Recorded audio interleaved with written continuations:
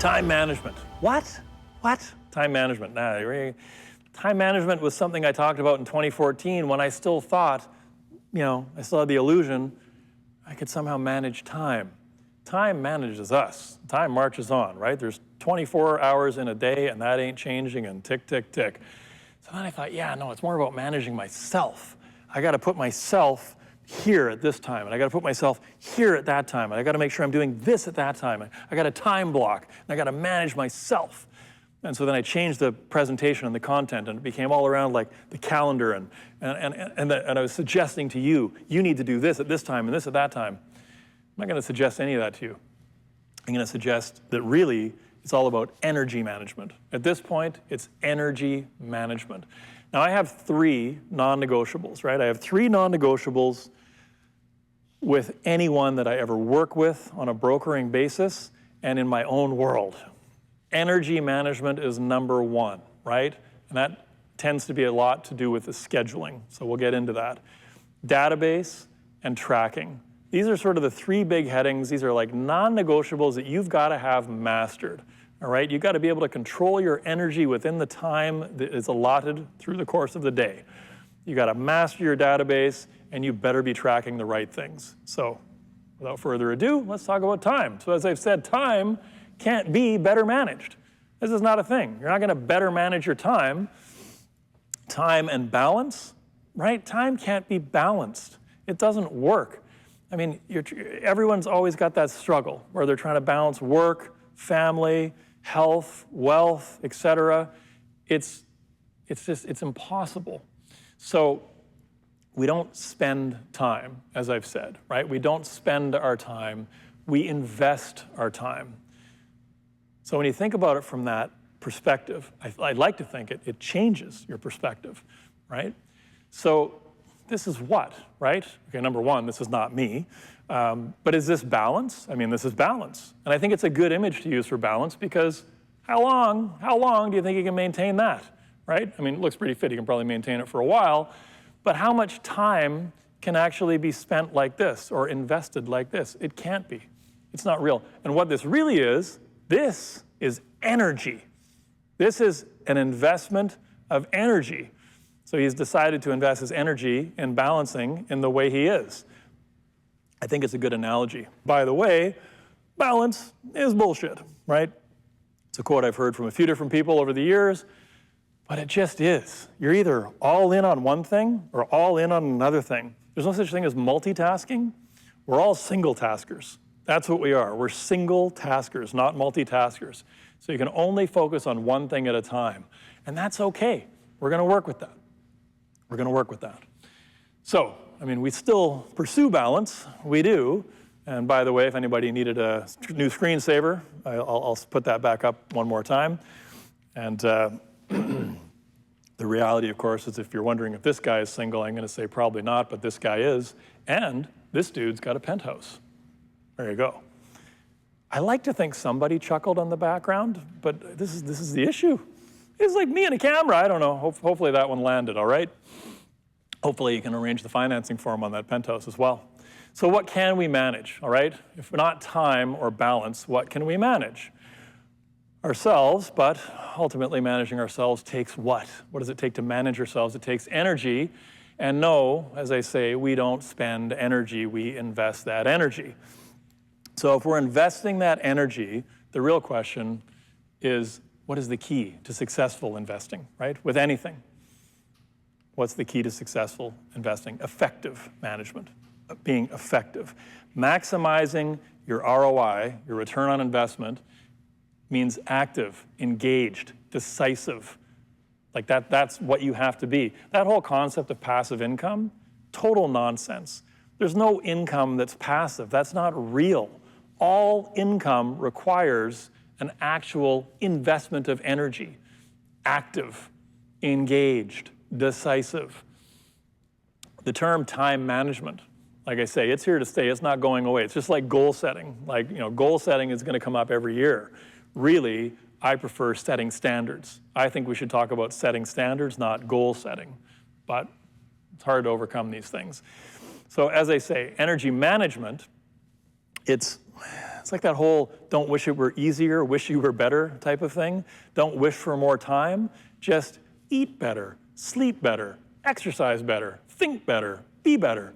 Like that's the reality. We have to be better within the framework of time that we're allotted. And I know it sounds like I'm going to be getting a little bit out there. It's going to get a little sort of hippy-dippy, so to speak. But stick with me. Stick with me. We'll come back into the reality. And I mean, shrooms, right? Microdose? No. Except when I don't. Science. Science backs the value of what? The value of a calm mind. I value my quiet time. I value my thinking time. That's what my nap time is, right? I call it a napitation. It's a nap / meditation / thinking time / calming time. I had to come here 2 days ago. I was supposed to be here at 1 o'clock to do a rehearsal.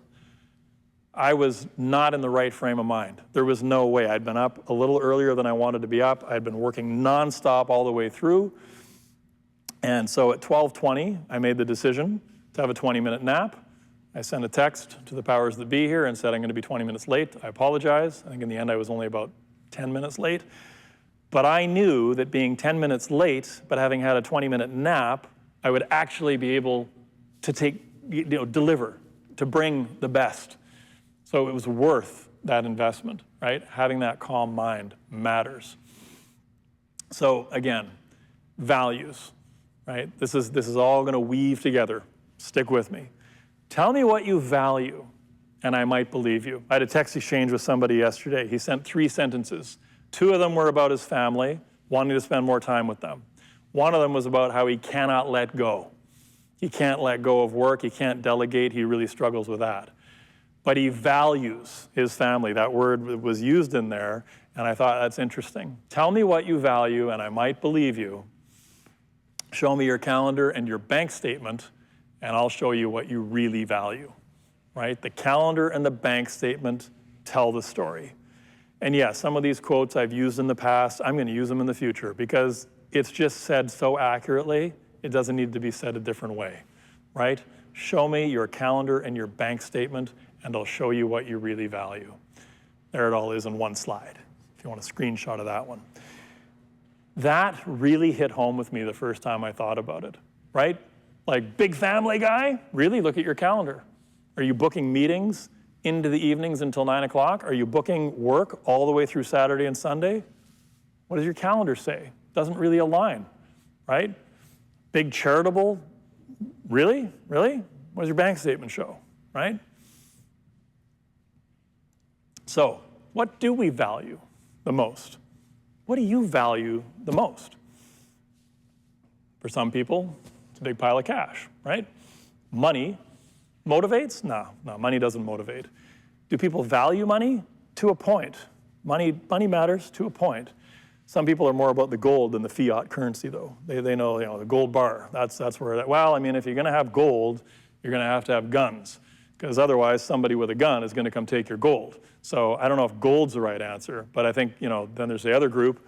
It's all about crypto. It's tougher to steal, but I don't know about you.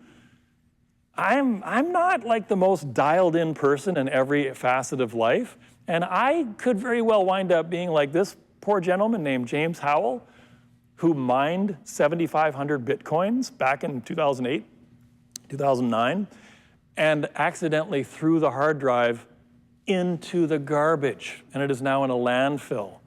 7,500 Bitcoins, by the way, that's about $500 million. Oops. His girlfriend at the time asked him to stop mining Bitcoin because it made his laptop too noisy and hot. And indeed, the laptop did crap out, and he knew his wallet was there, and he knew he needed to do something with it. And he threw it out, and it was just a few months later, suddenly it was worth $9 million. And you can imagine how he would have felt. How would you feel realizing you threw $9 million out? That'd be pretty tough. You might get past it, though. But then a few months later, it was worth $70 million. And of course, the media never stops reaching out to the poor guy. I hope he's getting paid a lot of money for every one of those media stories that they do on him, because it just keeps getting worse and worse, right? Now, here's the interesting thing. If you actually take a step back and think about it, I believe this is how James has not taken a long walk off a short pier. I believe it's because he's thought about this point. If he had realized that Bitcoin was worth $9 million and it was still sitting in his laptop in the closet, I think he would have gone and cashed out most of it. And he'd have been out. He might have hung on to some, and he might actually have $50 million or $70 million right now.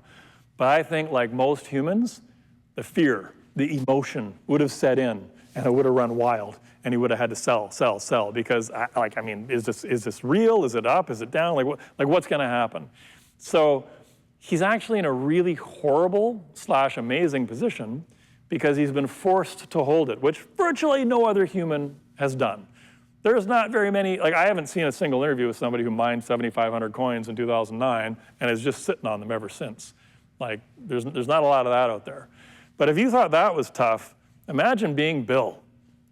Bill was liquid, cash, fiat currency, money in the bank, $20 billion, his personal fortune. And he lost it in 2 days. So let's hope he doesn't value money, and let's hope Bill has a kitten, because man, that had to be a rough trip home. How was your day at work, honey? Well, dear, we lost a couple dollars. I think he was worth 24 billion, so he's probably still okay.